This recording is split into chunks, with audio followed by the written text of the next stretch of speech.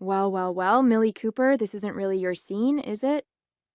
The voice stopped me mid-step as I was following the maitre d' to my table at L'Artiste, Chicago's only three-star Michelin restaurant.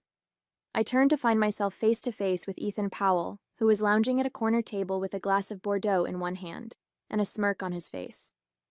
Seated across from him was a woman at least 20 years his senior, dressed impeccably in Chanel, a large diamond glittering on her manicured hand. Ethan, I managed, keeping my voice steady despite the sudden flutter of anxiety in my chest. What a surprise. I bet, he replied, his eyes traveling over my outfit with poorly disguised judgment. Don't worry, the waiters here are used to explaining the menu to newcomers. Though I doubt you'll appreciate the culinary artistry. Remember how you used to think Olive Garden was fancy Italian? The woman beside him shifted uncomfortably. Ethan, don't be rude. Just catching up with an old friend, Vivian, he told her, patting her hand dismissively. Millie and I go way back. We dated in college before I upgraded my standards. I'm Millie Cooper, 30 years old, and until this moment, I'd been looking forward to a quiet business dinner at L'Artiste. I'd spent the afternoon finalizing details for a new product line with my team and wanted to celebrate the successful partnership that had doubled our company's revenue in the past year. What I hadn't wanted was to run into the man who'd shattered my heart 7 years ago, especially not while he was clearly playing boy toy to a wealthy older woman. Madam, your table is ready whenever you are, the maitre d' murmured discreetly beside me. Ethan raised an eyebrow. You're dining alone? Bold choice for someone who used to be too intimidated to order coffee without me there to help. Actually, I began, but he cut me off. Let me guess, you're here to network. Still trying to break into the food industry with that little blog of yours? His laugh was sharp-edged, designed to wound. Some advice from an old friend. Places like this are for people who've actually made it, not aspirational tourists. The woman, Vivian, looked mortified now. Ethan, that's enough. But the damage was done. 7 years melted away in an instant, and I was once again the insecure culinary school dropout who'd believed Ethan when he said I'd never succeed without him. The girl who'd cried for weeks after he'd left her for a woman who could open doors to the exclusive world he'd always craved. Your usual table by the kitchen window is prepared, Ms. Cooper, the maitre d' said, a bit louder this time. Chef Daniels mentioned he's looking forward to getting your feedback on the new tasting menu. Ethan's smirk faltered slightly. Before I could respond, my phone chimed with a text message. I glanced down to see it was from Gabriel. Running 10 minutes late. Order the Krug Grande Cuvée for us, and don't let anyone steal my wife before I get there. As I looked back up, I caught Ethan staring at my left hand, where a platinum wedding band now sat. His expression shifted into something calculating, and I realized with a sinking feeling that our unexpected reunion was just beginning. Ethan and I met during my second year at the Culinary Institute in New York. He was charismatic, ambitious, and seemed genuinely interested in my dream of creating accessible gourmet food products. We'd bonded over shared childhood experiences, both raised in working-class families in Michigan, both determined to escape our modest beginnings. When I received the devastating news that my mother had been diagnosed with stage 3 cancer, Ethan had been supportive, at least initially. I withdrew from school to care for her in our small hometown of Lansing, managing her medical appointments while working 2 jobs to help with the mounting bills. Ethan stayed in New York, promising to visit when he could, but those visits grew increasingly infrequent as months passed. Long distance is hard, he'd say during our late-night phone calls. But we'll make it work. You'll come back to New York once your mom is better, and we'll pick up where we left off. I believed him because I needed to. Needed something to hold on to during the grueling 18 months of Mom's treatment. During that time, I started a food blog as a creative outlet, developing recipes that were both nutritious and appealing to someone undergoing chemotherapy. To my surprise, the blog gained a following among other caregivers and cancer patients. After Mom went into remission, I planned my return to New York, excited to reunite with Ethan and resume my culinary education. That's when everything fell apart. I've met someone, he told me over the phone, his voice casual, as if he were commenting on the weather. Her name is Veronica. She's on the board of the James Beard Foundation. You're leaving me? I'd managed to ask through the shock. Let's be realistic, Mill. You've been away for almost 2 years. Your career is basically at a standstill, while I've made connections with people who actually matter in this industry. When I pointed out that I could return to school, that my blog was gaining traction, he'd scoffed. A little home cooking blog isn't going to open doors.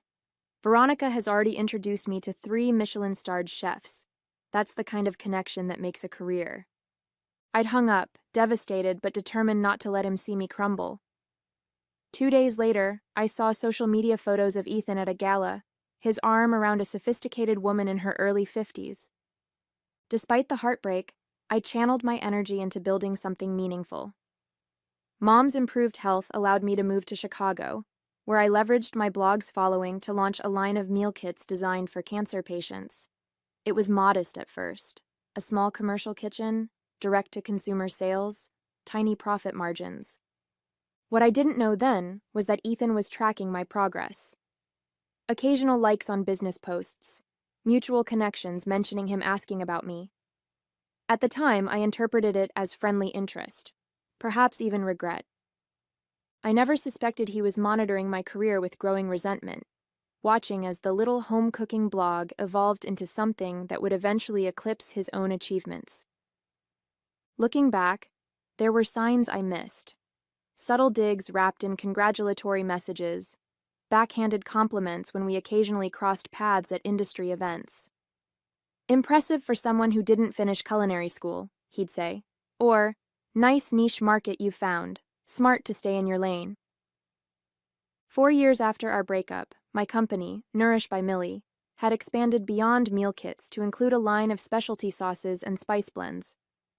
We'd just been featured in Food and Wine magazine when I received an email from Ethan with the subject line, "Congratulations, potential collaboration." It seemed professional, friendly even. He explained that he was now the executive chef at Veronica's newly opened bistro in Manhattan and proposed carrying my products in their retail section. Your story would resonate with our clientele, he wrote. Plus, it would be great to reconnect after all this time. Against my better judgment, I agreed to meet him during my next trip to New York. The bistro was elegant without being pretentious, and seeing Ethan in his chef whites, confidently directing his kitchen staff, I felt a twinge of what might have been nostalgia.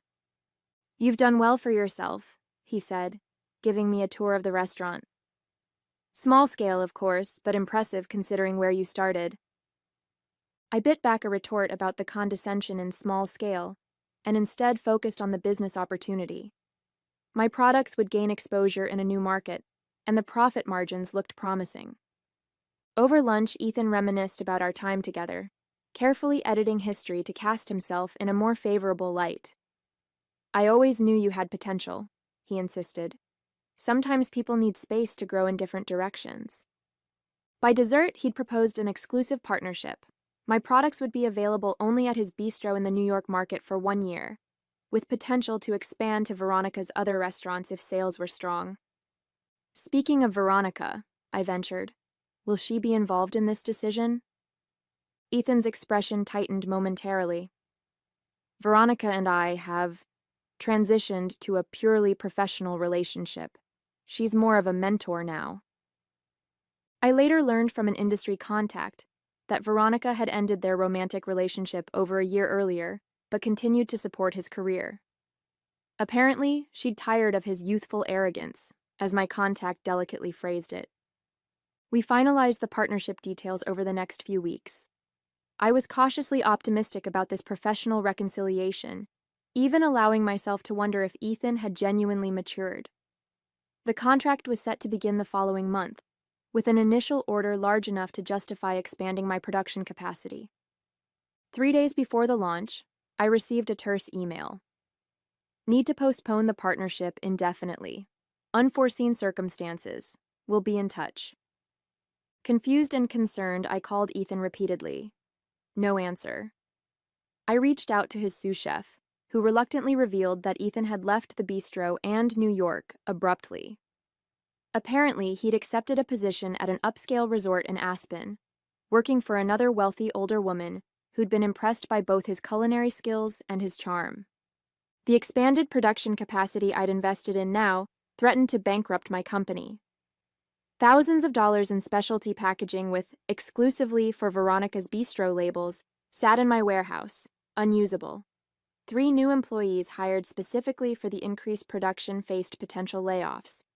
When I finally reached Ethan a week later, his response was breathtakingly callous. Business opportunities change. You should know that better than anyone. Maybe this is a sign you should stick to your little blog and meal kits. Not everyone is cut out for the big leagues. I sat in my office that evening, surrounded by invoices for equipment I couldn't afford and payroll obligations I couldn't meet, realizing that Ethan hadn't changed at all. He was still the same selfish opportunist, willing to step on anyone, including me, especially me, to advance his own interests. For the first time since our breakup, I allowed myself to cry over Ethan Powell, not for love lost, but for my own foolishness in trusting him again. When the tears dried, they were replaced by a cold, clear determination. I would save my company, my employees' jobs, and my reputation, and I would never allow Ethan to impact my life again. What I didn't realize then was that our paths were destined to cross once more, under circumstances neither of us could have predicted. The collapse of the partnership with Ethan nearly destroyed everything I'd built. I had 2 weeks of operating capital left, thousands in debt, and a warehouse full of unusable product. In desperation, I reached out to every contact in my network, searching for alternative distribution channels. Most responses were sympathetic but unhelpful, until I received a call from Maya Jensen, a former blog subscriber who now worked in product development for Whole Harvest, a national grocery chain known for featuring artisanal brands. "I've been following your company since the blog days," Maya said. "Send me samples of everything you've got, including the bistro line. I think there's a fit with our premium stores." It was a lifeline, but barely. Even if Whole Harvest picked up my products, the timeline for onboarding new vendors typically took months. I needed a solution in weeks. I made the difficult decision to be transparent with my team. "I've failed you," I admitted during our emergency meeting. "I let a personal connection cloud my business judgment, and now our company is at risk." To my surprise, instead of anger or resignation, I was met with determination. My small team rallied, proposing cost-cutting measures and alternative revenue streams. Clara, our marketing manager, suggested a direct-to-consumer campaign leveraging my personal story, including Ethan's betrayal. "People connect with authenticity," she insisted. "A Save Nourish campaign could generate immediate cash flow while we secure long-term distribution." It felt uncomfortably vulnerable, but I agreed. We launched a heartfelt video explaining our situation, offering special bundles of our products with significant pre-order discounts. The response was immediate and overwhelming. Loyal customers, blog followers, and cancer support groups mobilized to support us. As we scrambled to fulfill orders, Maya called with unexpected news. Whole Harvest wanted to fast-track our products for their holiday showcase, featuring us in 30 premium locations. It wasn't a complete solution, but combined with the direct sales, it would keep us afloat. Just as things were looking up, I received an email from an unfamiliar address, vivian.hargrove@hargrovehospitality.com. "Ms. Cooper, I recently sampled your fire-roasted tomato sauce at a colleague's home and was impressed by both the product and your company's origin story. Hargrove Hospitality is expanding our boutique hotel restaurants to feature more artisanal products with meaningful narratives. I believe your line would be an excellent fit for our Chicago location's new concept. If you're interested in discussing a potential partnership, I'm available to meet next week. Regards, Vivian Hargrove, CEO, Hargrove Hospitality Group." The name sounded vaguely familiar, but I couldn't place it. A quick Google search revealed Vivian Hargrove was a respected figure in luxury hospitality, with a portfolio of high-end hotels and restaurants across the Midwest. This could be the game-changing opportunity we needed. We met the following Wednesday at her office overlooking Michigan Avenue. Vivian was gracious, sophisticated, and impressively knowledgeable about both my products and my company's history. "I've followed your journey with interest," she said. "Your resilience is admirable." The meeting went exceptionally well. Vivian proposed featuring my complete product line at the Artisan, her flagship hotel restaurant in Chicago, with potential expansion to all Hargrove properties if the initial launch was successful. "We're preparing to relaunch the Artisan with a new concept and new executive chef," she explained. "Your products align perfectly with our vision." The terms she offered were fair, the timeline aggressive but manageable. It seemed almost too good to be true, until we were finalizing details and Vivian casually mentioned her executive chef. "He's quite talented, though sometimes his ego exceeds his abilities," she said with a slight smile. "You might know him, Ethan Powell. He mentioned you were acquaintances from culinary school." My blood ran cold. "Ethan is your executive chef?" "For now," she replied cryptically. "Is that a problem?" I hesitated, weighing the opportunity against the prospect of working with Ethan again. "We do have history," I admitted. "Not entirely positive." Vivian studied me thoughtfully.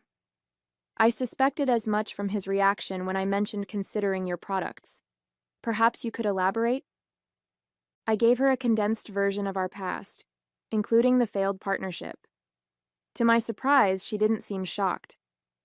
"This confirms some concerns I've had about Ethan's professional judgment," she said carefully. "Nevertheless, I see potential in your products that stands independent of any personal complications." We proceeded with the agreement, and I left feeling cautiously optimistic. That evening, I received a text from an unknown number. "Congratulations on your deal with Vivian. Small world, isn't it? Looking forward to working together again.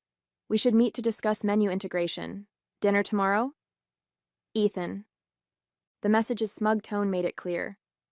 Ethan believed he had the upper hand in this situation, that somehow, despite his previous betrayal, I would be forced to accommodate him to secure this crucial partnership. What he didn't know was that I was no longer the same woman who had trusted him, twice, and paid the price. This time, I would be prepared. I agreed to meet Ethan at a casual bistro, neutral territory where we could discuss the partnership professionally. When I arrived, he was already seated, his expression smug as he watched me approach. "Millie," he greeted me, rising slightly. "You're looking, well..." The hesitation was deliberate, a subtle critique of my simple black dress and minimal makeup. I refused to take the bait. "Thanks for meeting me," I replied, keeping my tone businesslike. "I think it's important we establish clear parameters for this collaboration." Ethan signaled the waiter for another glass of wine. "Always so serious. Relax, Mill. This is a good thing for both of us. Your little sauces get the prestige of a Hargrove restaurant, and I get to help an old friend." "Help?" I raised an eyebrow. Interesting choice of word considering our history. He had the decency to look slightly abashed. Ancient history. We've both moved on clearly. His eyes flicked to my wedding ring.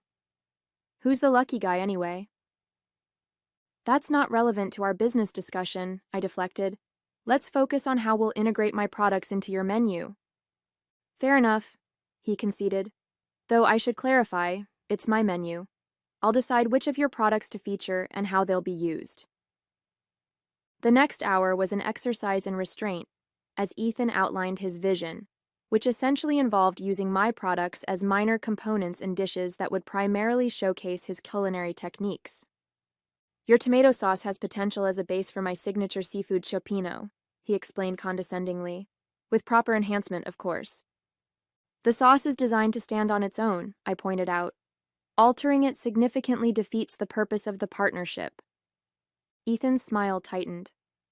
"Millie, this is a 3-star restaurant, not a home kitchen. Everything needs refinement to meet our standards." By the end of dinner, it was clear Ethan intended to minimize my product's presence while leveraging the partnership for his own reputation. As we were preparing to leave, he delivered his final blow. One more thing, Vivian suggested we do some joint media appearances to promote the launch. Given your limited experience with high-end press, I'd be happy to take the lead. I appreciate the offer, I replied carefully, but I've done quite a bit of media for my brand already. Blog interviews and local morning shows aren't quite the same as the national platforms Vivian has lined up, he countered. Trust me on this, Mill. I know what appeals to the luxury market. I managed to maintain my composure until I was safely in my car, then let out a frustrated groan. Ethan wasn't just planning to undermine my products. He was positioning himself to take credit for their success and potentially damage my brand's reputation in the process. When I arrived home, I found Gabriel in our kitchen, testing recipes for his new seasonal menu. The sight of him, focused, creative, passionate without being pretentious, was a striking contrast to the evening I'd just endured. "How was it?" he asked, looking up from his notes. "Exactly as expected," I sighed. Ethan is still Ethan. Gabriel wiped his hands on a towel and pulled me into a hug. "I'm sorry, love. What's your next move?" Before I could answer, my phone chimed with an email from Vivian Hargrove. "Millie, I hope your meeting with Ethan was productive. Before we proceed further, I'd like to discuss some confidential concerns regarding the executive chef position at the Artisan. Are you available for breakfast tomorrow? Regards, Vivian." "That's unexpected," I murmured, showing Gabriel the message. "Maybe not entirely," he replied thoughtfully. "Vivian Hargrove has a reputation for recognizing talent and eliminating problems. The question is which category she's placed you in, and which one Ethan occupies." The next morning, I met Vivian at her penthouse apartment. Over gourmet coffee and freshly baked croissants, she revealed the true nature of her interest in my company. "I'll be direct, Millie. I'm considering significant changes at the Artisan, including the executive chef position." I blinked in surprise. "You're firing Ethan?" "Let's say I'm reevaluating our arrangement," she replied carefully.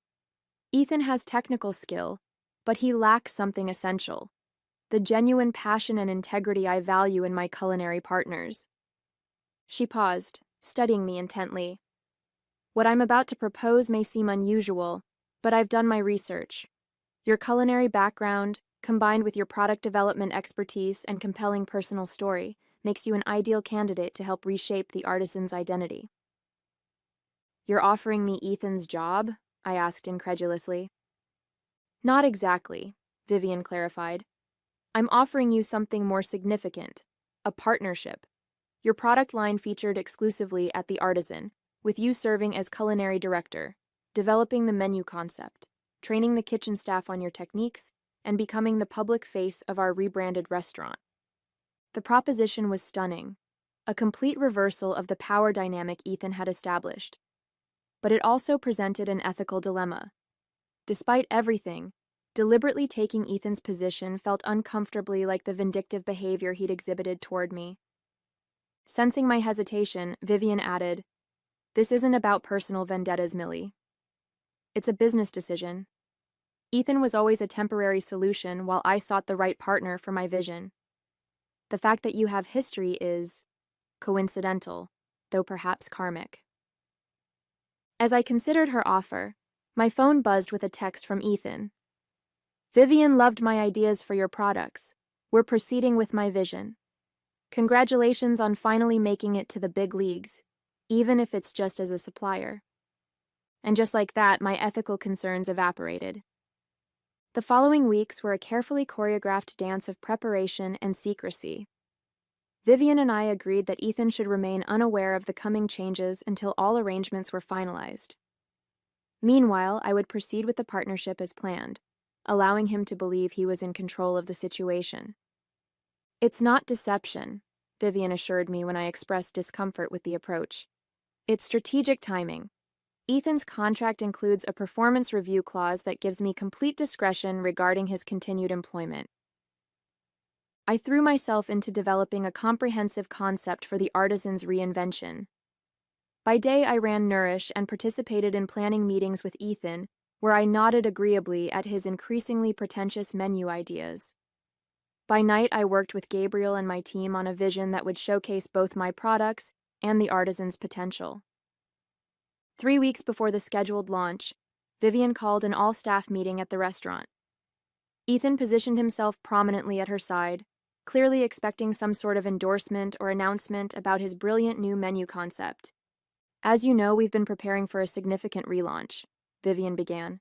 Today, I'm pleased to announce our new culinary partnership with Nourish by Millie. Ethan smiled smugly, reaching to shake my hand for the cameras documenting the event. What you may not know, Vivian continued, is that Millie Cooper isn't just a successful product developer. She's also a culinary visionary, whose personal journey from food blogger to industry innovator embodies exactly what the artisan aims to represent. Ethan's smile faltered slightly as Vivian gestured for me to join her. Effective immediately, Millie will be joining our team as culinary director, overseeing the complete reconceptualization of the artisan's menu and dining experience. The room erupted in applause as Ethan's expression shifted from confusion to shock and finally to anger.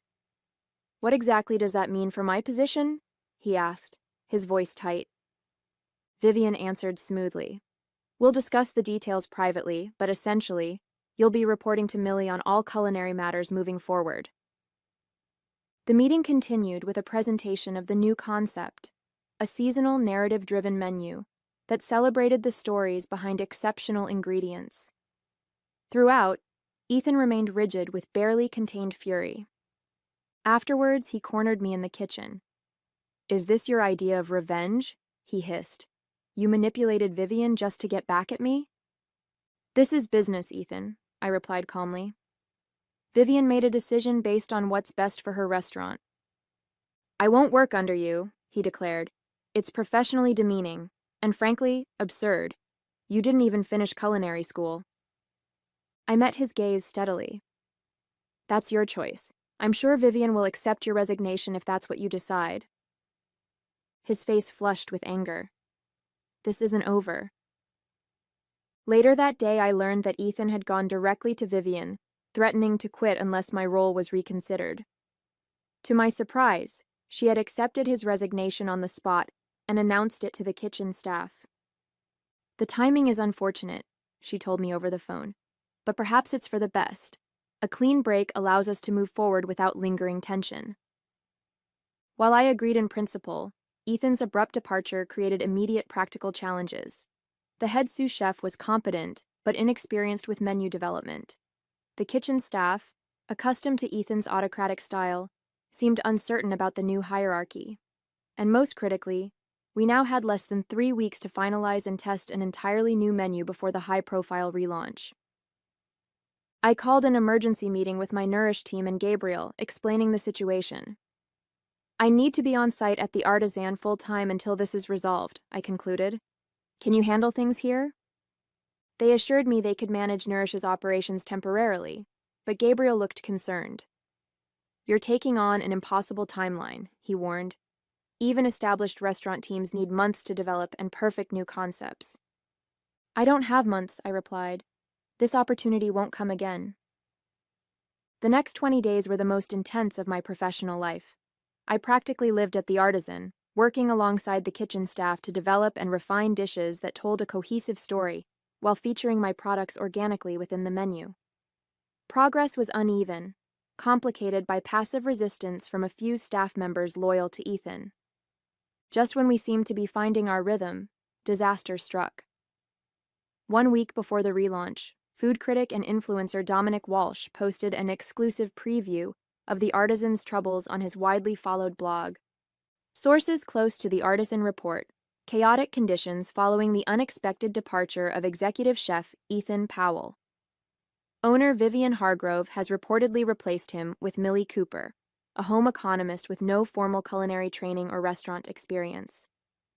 Industry insiders are skeptical about this unconventional choice for one of Chicago's most prestigious dining establishments. The damaging post, clearly fed by Ethan, was already generating buzz in culinary circles.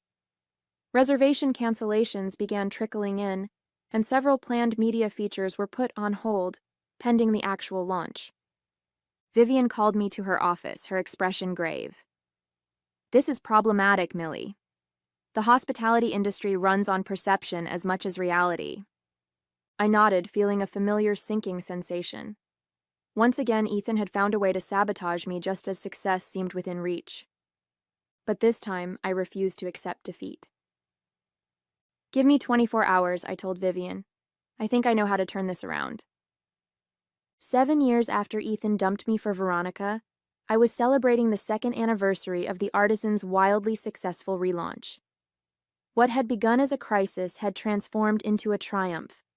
My emergency solution to Dominic Walsh's damaging post had been to host an intimate preview dinner for select food writers and social media influencers, allowing them to experience the new concept firsthand rather than relying on rumors. The authentic, story-driven menu had resonated powerfully, generating the positive buzz we needed to survive the initial controversy. 2 years later, the Artisan boasted its own Michelin star, and my expanded role as culinary director for all Hargrove restaurants had made me a recognized figure in the industry. I was dining with Gabriel, now my husband of 18 months, at L'Artiste to celebrate both our professional success and our recent news. Nourish by Millie had just been acquired by a major food corporation for a sum that would ensure our financial security for life.